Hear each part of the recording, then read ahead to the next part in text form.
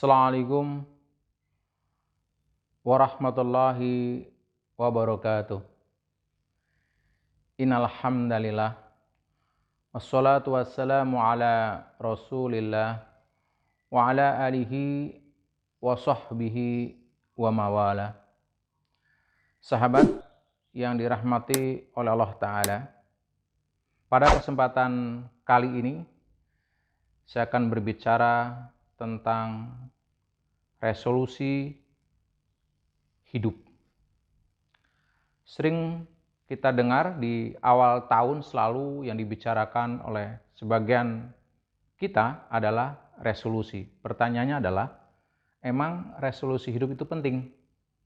Nah, untuk menjawab apakah membuat resolusi hidup itu penting, pertama kita harus tahu apa itu resolusi. Kalau kita ambil beberapa makna dari resolusi adalah kurang lebih membuat keinginan atau cita-cita atau mimpi kembali yang dituangkan dalam rencana baik tertulis maupun tidak. Pendek kata, setiap awal tahun di antara kita akan membuat keinginan-keinginannya kembali yang dituangkan dalam rencana baik tertulis atau tidak. Ada orang yang tertulis, ada yang tidak. Nah, membuat rencana kembali yang dituangkan dalam rencana, apakah ini menjadi penting bagi kita? Sahabat, untuk menjawab pertanyaan ini, yang pertama saya akan mengambil beberapa perkataan orang-orang hebat yang luar biasa yang menginspirasi kita semua insyaallah. Yang pertama, ada perkataan indah dari Hasan al-Banna. Beliau mengatakan apa? Haqqo bikul yaumi ahlamul amsi wa ahlamul yaumi haqqo bikul khodi. Yang artinya kurang lebih, kenyataan hari ini merupakan mimpi kemarin atau keinginan kemarin menjadi kenyataan hari ini. Dan menariknya adalah mimpi atau keinginan hari ini akan menjadi kenyataan besok. Ini yang pertama, perkataan dari Hasan al-Banna. Yang kedua, Umar bin Khattab mengatakan, la tusawhironna himmatakum fa ini lam aro ab'adu anil mukarramati min sihoril himam. Apa kata Umar bin Khattab? Jangan jadikan impianmu itu kecil, cita-citamu kecil. Karena kata beliau, aku tidak melihat yang lebih menjauhkan dari kemuliaan lebih dari orang yang cita-citanya kecil. Artinya, Umar bin Khattab mengajak kita untuk bercita-cita besar. Banyak perkataan-perkataan orang-orang yang luar biasa, dan yang terakhir saya ambil perkataan dari Mamshad ad-Dainuri. Beliau mengatakan, himmatuka fahfadha fa innal himmata muqaddimatul asya. Yang artinya kurang lebih, jagalah impianmu, sebab impian adalah pemantik atau magnet atau inspirator segala karya. Sahabat yang dirahmati oleh Allah Subhanahu wa taala, dari perkataan-perkataan orang-orang hebat tadi, maka kita bisa mengambil satu kesimpulan bahwasanya membuat impian atau membuat cita-cita sama dengan kita sedang menentukan tujuan hidup kita. Pertanyaannya adalah, kalau begitu, pentingkah kita menentukan tujuan hidup kita? Saya akan ilustrasikan bahwa orang yang hidup tanpa punya tujuan, baik jangka pendek ataupun jangka panjang, maka ia seperti layang-layang putus, ke sana kemari, terbawa angin kemana saja, tidak jelas sampainya. Kenapa? Dia nggak punya tujuan. Padahal hidup ini harus jelas tujuannya. Allah Subhanahu wa taala mengingatkan kita, wa ma khalaqtul jinna wal insa illa liya'budun.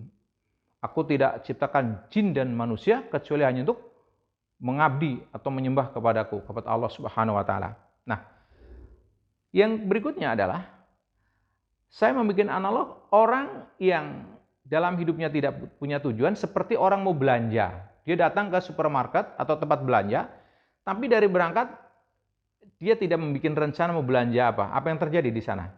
Dia akan terjadi kemungkinan besar membeli yang tidak seharusnya dibeli, dan sebaliknya dia tidak membeli yang seharusnya dibeli. Jadi karena tidak ada rencana, orang yang punya rencana beda. Sampai di sana jelas 1, 2, 3 dibeli, ini tidak. Dia membeli yang tidak seharusnya dibeli dan tidak membeli yang harusnya dibeli. Atau mungkin yang lebih gampang lagi, orang yang tidak punya tujuan seperti kalau zaman dulu sebelum ada Grab, mungkin orang naik taksi, langsung begitu di stop taksinya, naik, Pak supir akan bertanya, kemana Bapakmu jalan? Penumpangnya mengatakan, bawa saja saya ke tempat yang menyenangkan. Lalu dibawalah oleh tukang taksi tadi, supir taksi, sampai misalkan dibawa ke Monas. Nah, begitu sampai di Monas diturunkan, penumpangnya komplain, Pak, kenapa saya dibawa ke Monas? Maka Pak supir tadi kan mengatakan, Bapak ingin diajak atau dibawa ke tempat yang menyenangkan. Ini tempat menyenangkan bagi saya. Tentu penumpangnya karena menganggap Monas tidak menyenangkan akan komplain. Siapa yang salah sesungguhnya? Supirnya kah atau penumpangnya? Ternyata kalau dipelajari di sini, penumpangnya karena dia tidak menentukan tujuan. Sahabat yang dirahmati Allah Ta'ala, seorang motivator mengatakan bahwasanya menentukan tujuan adalah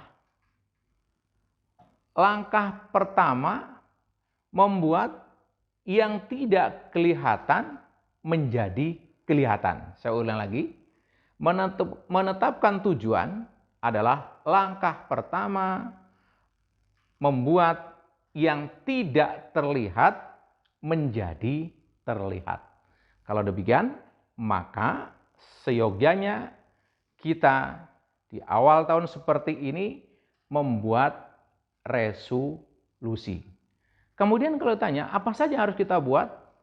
Banyak sekali, misalkan saya menyebutnya bisa 4K, 2S, 1I misalkan. Apa saja yang akan kita buat rencana? 4K misalnya tentang keuangan, keluarga, kemudian kesehatan, kesenangan, itu 4K-nya. 2S-nya apa? Tentu spiritual kita, kemudian sosial kita, dan satu lagi adalah intelektual kita. Nah, ini semua resolusi yang tentang 4K, 2S dan 1I tadi bisa dirumus menjadi 4 kata yang menjadi target daripada resolusi hidup kita. Apa itu? Pertama, 4 itu adalah PJBG. P-nya adalah mau punya apa? J-nya mau jadi apa? B-nya mau bisa apa? G-nya gunanya untuk apa? Jadi resolusi di tahun baru ini paling tidak dengan rumus PJBG kita akan punya cita-cita atau keinginan. Yang pertama tentu mau punya apa, yang kedua pengen jadi apa, kemudian mau bisa apa, dan gunanya untuk apa. Itu kurang lebih 4 kata yang bisa mewakili resolusi kita di tahun baru ini untuk 1 tahun ke depan ataupun lebih. Nah, karena kita seorang muslim, maka yang perlu kita ketahui adalah bagaimana seluruh resolusi hidup kita harus mengantar kepada husnul khotimah. Ini yang terpenting. Jadi apapun dari seluruh yang kita buat menjadi resolusi tahun ini harus berujung menghantar kita kepada husnul khotimah. Ada 3 yang harus kita lakukan agar seluruh resolusi kita menghantar ke husnul khotimah, yang pertama adalah sadar bahwa setiap pergantian tahun baru adalah catatan sejarah baru. Mengapa?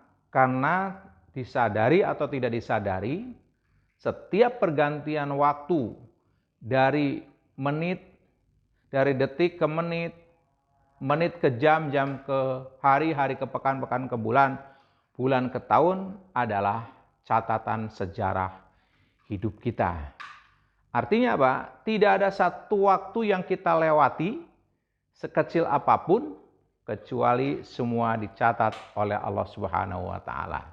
Dan kalau hanya dicatat, tidak ada pertanggungjawaban, nggak ada masalah. Yang menjadi masalah kita adalah seluruh rangkaian pergantian waktu yang kita isi dengan apa akan dimintai tanggung jawab oleh Allah Subhanahu wa taala. Seperti dalam Al-Qur'an di surat Al-Isra surat ke-17 ayat 14 Allah berfirman, "Iqra kitabaka kafa binafsikal yauma 'alaika hasiba." Bacalah kitabmu dan cukuplah dirimu sendiri pada waktu itu sebagai penghisap terhadap dirimu. Nah, kalau dianalogkan setiap hari kita punya aktivitas dicatat menjadi catatan sejarah kita satu lembar, maka dalam satu tahun kita punya satu buku 365 lembar kurang lebih. Ini analog dunia. Berarti kalau umur kita 70 tahun maka di hadapan Allah sampaikan 70 kitab itu kepada kita sama, Iqra kitabaka, bacalah kitabmu. Ini mengapa kita harus hati-hati dalam membuat resolusi, karena setiap pergantian waktu adalah catatan sejarah, karena resolusi kita harus mengantar ke husnul khotimah, apapun itu. Nah, karena sedikit orang yang sadar, maka pada hari kiamat nanti dikatakan oleh Allah dalam Quran surat Al-Jasiyah surat ke-45 ayat 28, Allah berfirman, "Wa tara kulla ummatin jasiyah, kullu ummatin tud'a ila kitabil yauma tujzauna ma kuntum ta'malun."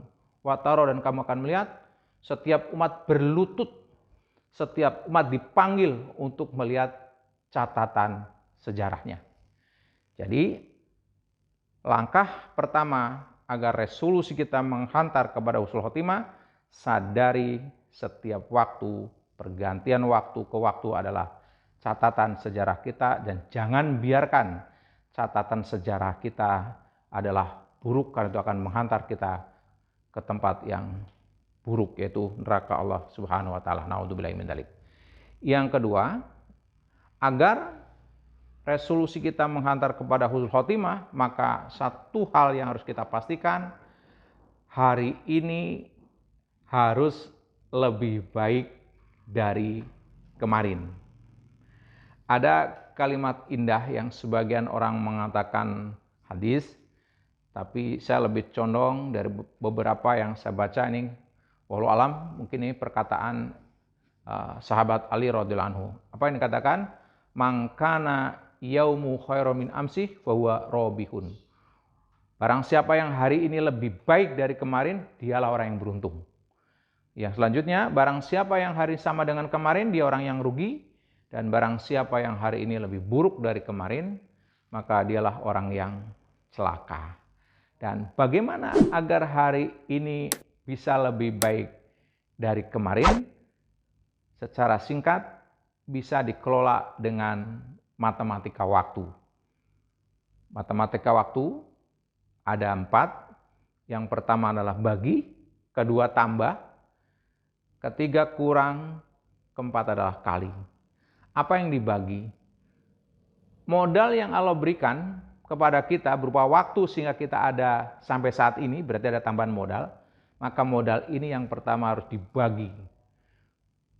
Dibagi seperti apa? Dibagi, gunakan modal yang ada atau waktu yang ada untuk mengerjakan yang pertama. Kerjakan dahulu yang penting dan mendesak.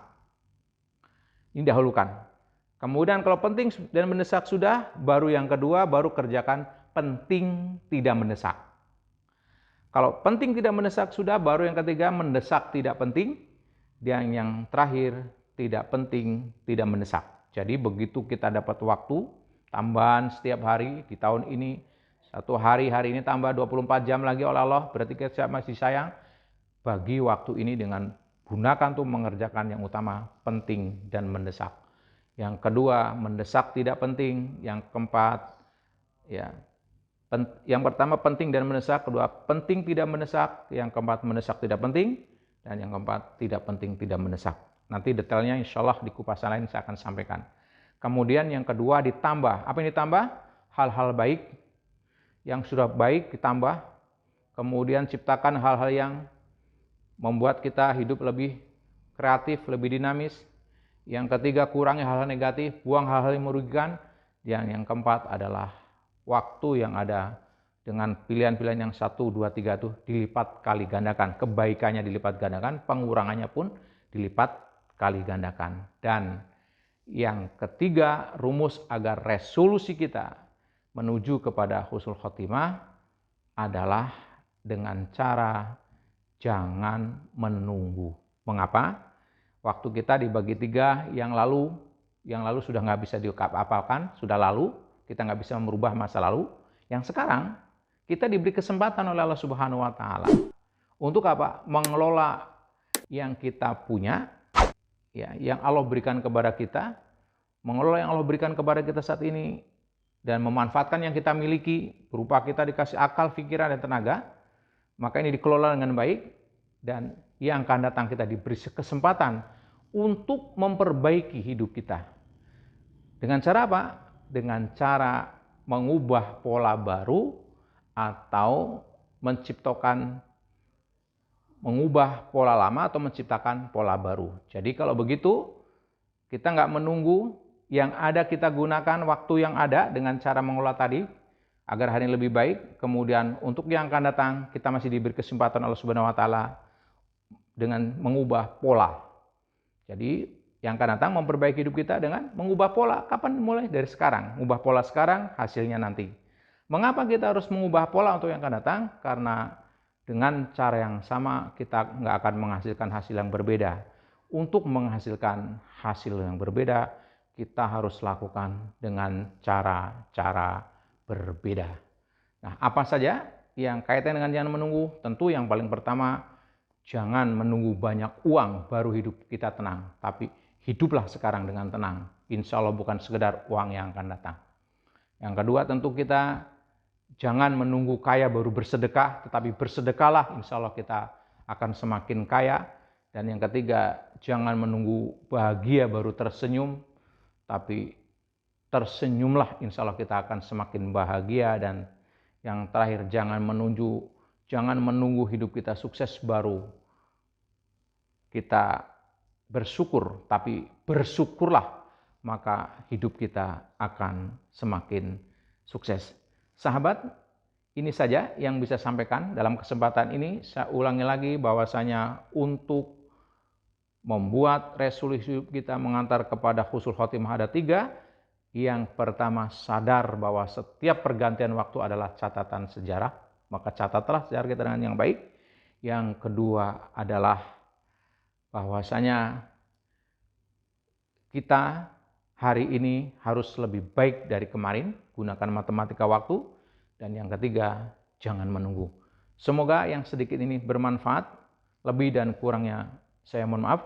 Assalamualaikum warahmatullahi wabarakatuh.